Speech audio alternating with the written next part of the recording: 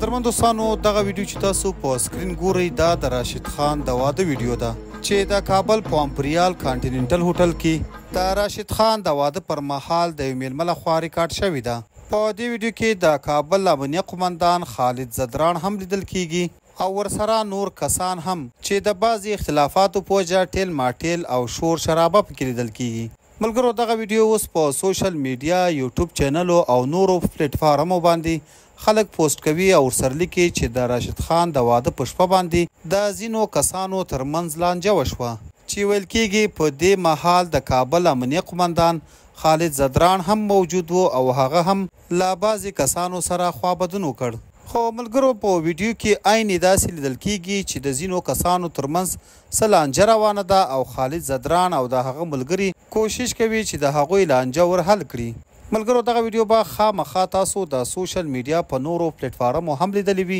او مختلف قسمه پروپاګنډې او خبرې یې پسې لیکلي دي، خو زموږ د معلوماتو په مطابق اصل حقیقت داسې نه دی او نه هم د چا ترمنځ شخړه یا جنګ رامنځته شوی دی. په دې مهال خبره یوازې همدومره وه چې د کابل محترم قومندان امنیه خالد زدران په دې مهال د هوټل تالار ته رادننه شو. د هوټل د مسؤلینو او استقبالي لخوا هغوی ته هرکلی وویل شو او غوښتل یې چې هغوی خپل ټاکلي ځای ته ورسوي او هلته یې کېنوي. خو دلته باید ووایو چې د افغانانو سټایل او د کار انداز همداسې وي. نو موږ هم غوښتل چې د دې ویډیو په اړه تاسو ته معلومات درکړو چې هیڅ شخړه یا لانجه نه ده رامنځته شوې، بلکې دا یوه عادي